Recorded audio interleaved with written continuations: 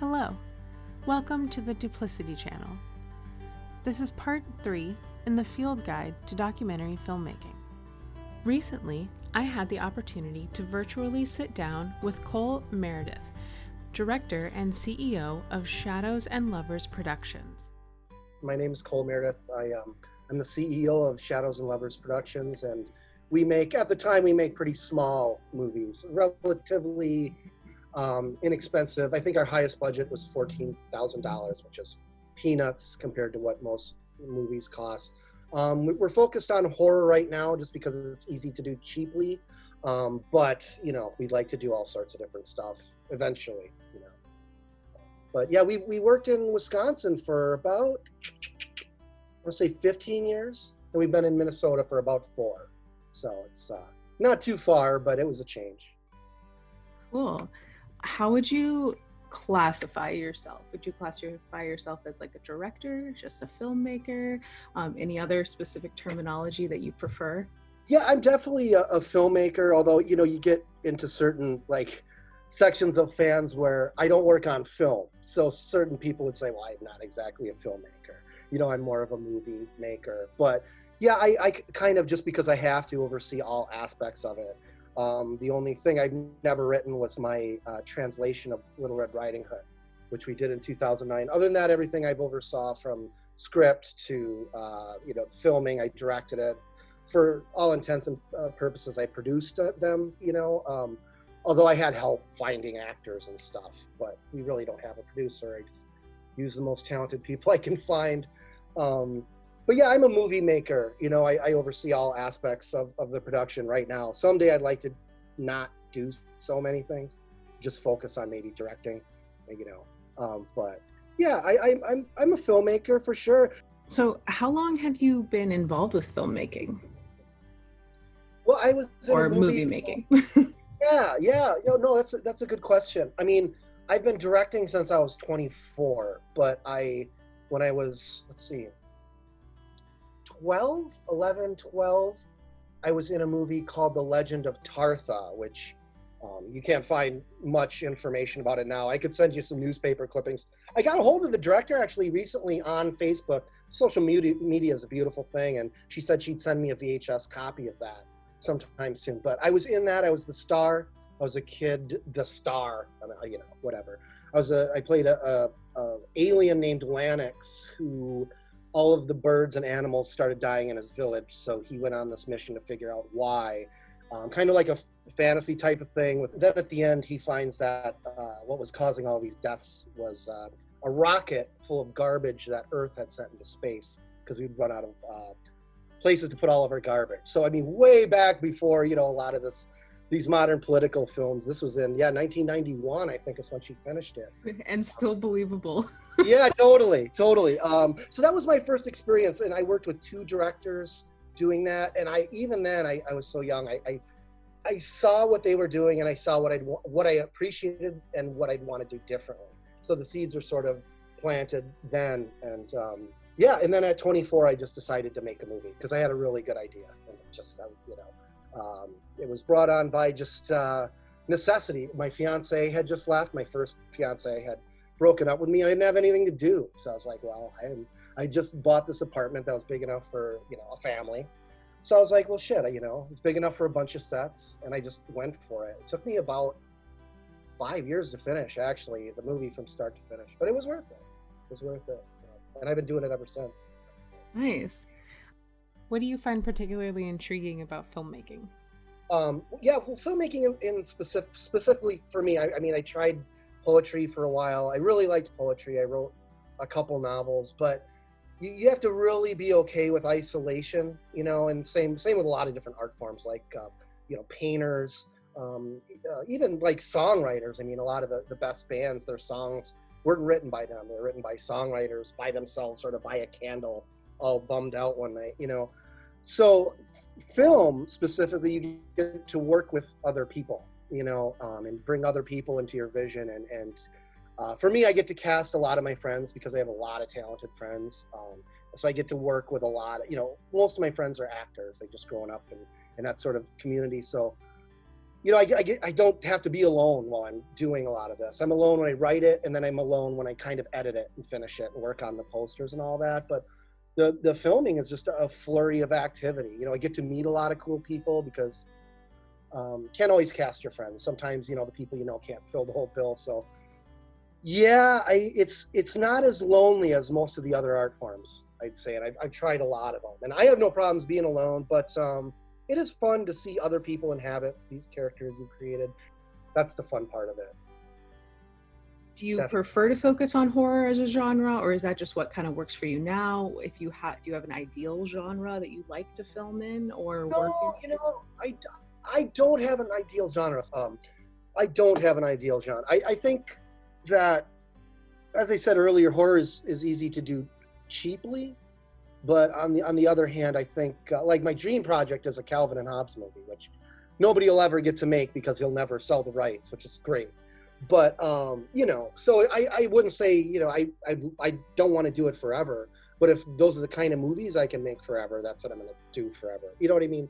It's very easy to do cheaply, and not because it's a lower art form at all. It's just because I've done. Tried to do dramas. I've tried to do like romantic dramas and comedies, and those are rough, man. I'm telling you, once you get people's egos involved and you bring in like even the simplest thing like doing a love scene or something, you know, which I did at one point, cut it out of the film. But you know, it just all that stuff comes with egos and nervousness and a lot of apprehension, and especially on a low budget, something like a comedy, man. If you don't have a really, really good joke every few minutes, you know, it's your lack of money is going to show because you don't have the lighting, you don't have the effects. It can't all be Kevin Smith. Exactly. So yeah, once you break out, you know, the fake blood and the makeup and people start laughing, you know, and you get these bizarre costumes and just these crazy ideas. Yeah, it's fun. It's fun to do, and it's cheap to do. Fake blood costs a couple of bucks. You know, the makeup appliances, which my fiance, a wonderful special effects lady, did on this last movie, cost about $20, I think, and they were just turned out to be amazing. So yeah, I'm gonna do it as long as I'm working on these limited budgets, you know. And I don't feel like it's, as I said, I think some of the best movies have been horror films. So on that discussion of genres, and we were talking about horror specifically, but do you think filming different genres requires different skills as a filmmaker? Yeah, I think they do. You know, I think that, for instance, I probably couldn't do like something like Naked Gun or something where the jokes are so broad that nothing really has any anchor to reality. You know, I would just I take things way too seriously. You know, that would take somebody else. Like I would look at a script like that and be like, okay, I would do a cameo. You know, I'd play a role. But on the other hand, you know, certain genres do have things in common. Like I think horror is about timing and comedy is about timing. And I know that when Ethan Hawke, this will make sense, but Ethan Hawke actually did his first horror movie was Sinister.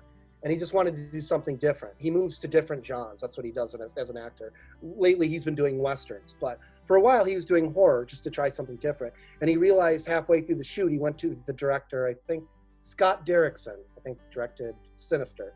And he said, you know, this is exactly like comedy. You have to pace it up to the point where it kind of explodes. And, you know, a jump scare can be like a laugh. So I think that, yeah, working in different genres is going to help you learn different skills, definitely, and you can kind of cross-pollinate. Do you think film is a good medium for storytelling or communicating with an audience? If it's done right, it's the absolute best. And I mean that. As an art form, what it does is it captures the way that we experience life closer than any other art form, because you have a combination of visuals and audio put together. And that's the way we experience things. And not to be too, you know, psychedelic or scientific, but it's true. Go right ahead.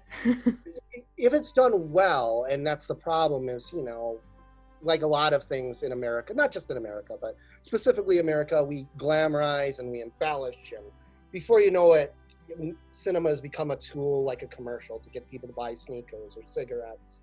You know, it becomes this thing where it's not living up to its potential, or it's actually contradicting its potential. You know what I mean? In some cases, with some of these bigger films, the $300 to $400 million ones probably do not have the interests of the viewer, you know, in their mind. But in its purest form, cinema is just, it's a beautiful thing because you can create memories through it, and it captures the way that memories work, you know, which is this stream of sound and visuals, and it just, it's beautiful. It's beautiful the way it works. But the problem is, like, you know, probably 75% of what people watch are basically just very expensive commercials for other products, you know, and that's okay. I'm not saying, you know, independent cinema is going to save the world or anything. But I do think that maybe the lack of blockbusters recently with COVID, you know, if there's any pearls to be found in this tragedy, it's that, you know, people are going back to smaller films. They're going back to their Netflix queues, their Vudu queues. They're seeking out the stuff. Even me, and I've watched thousands and thousands and thousands of movies. My fiance and I recently, this Halloween, just went and watched a bunch of tiny little horror movies that we've never seen because there's nothing new coming out. You know, if you Google new horror movies, 2020, there's like a list of 8 or 10. You know, so yeah, I think it is, when it's done right, it is the best art form, and it takes a lot to do it right, but it's magnificent. You know, I think that, man, you can do so much with it, so much with movies, cinema. You know, the combination of those techniques, and you can, a good movie with a good soundtrack, good cinematography, good performances can lead 1,000 people to 1,000 different things. Whether it's a poem read in the movie or a song used by the movie or a character in the movie, people go off and research various things and figure out, oh, who did that song? Who was that actor? What's his past? You know, with paintings and poetry and all those things, they're beautiful.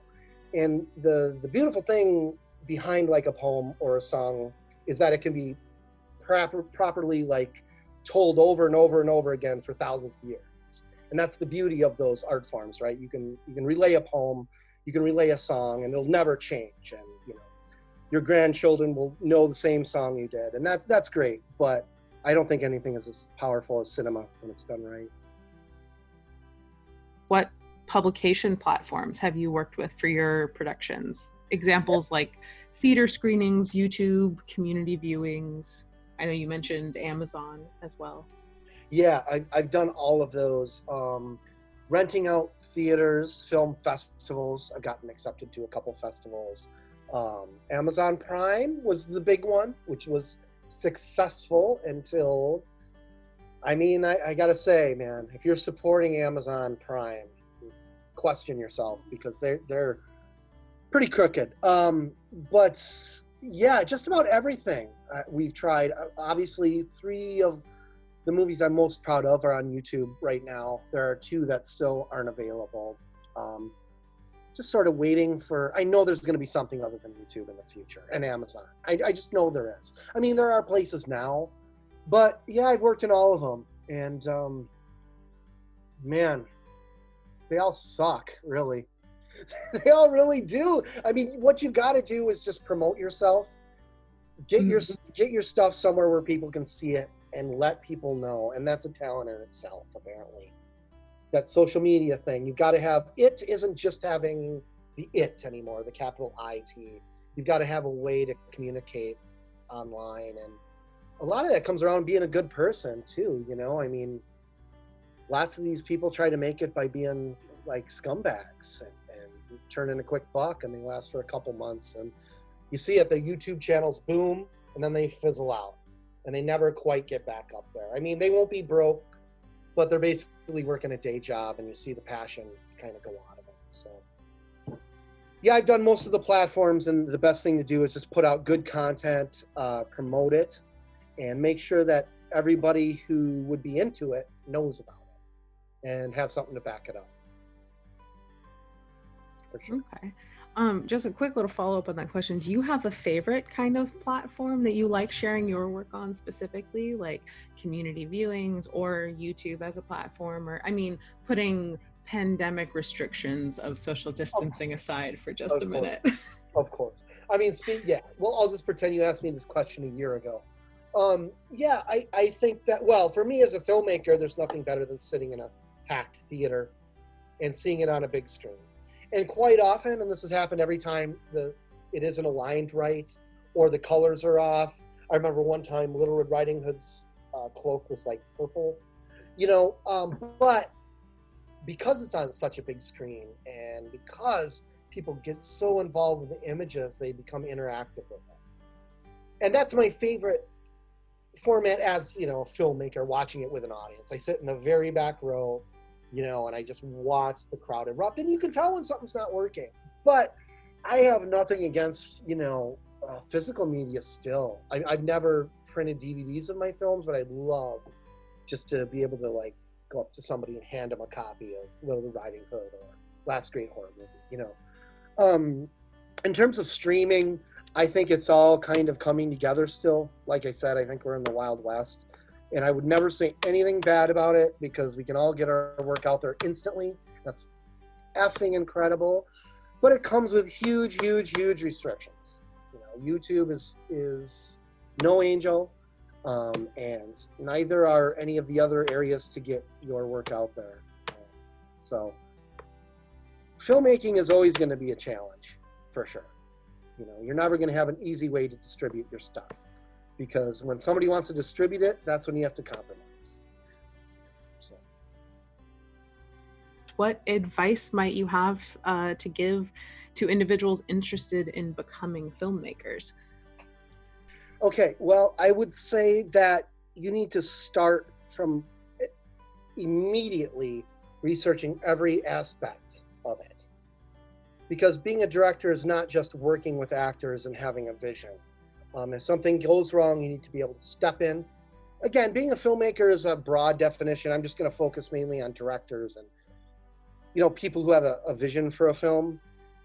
You need to know all aspects of it, and you need to really be able to communicate what you want quickly. You have to know how to see talent as well. You have to know when somebody's not working for you and when they are. It's a long list of things, but mainly it just comes from studying. You should have a notebook. You should start recording it, taking notes, dividing it into subsections where, okay, editing, notes on editing, notes on working with actors, notes on, camera, notes on white balance, sub-menu, notes on white balance during a rainstorm, all of these things, just need to study it immediately. But you also just need to believe in yourself because everybody wants to make a movie.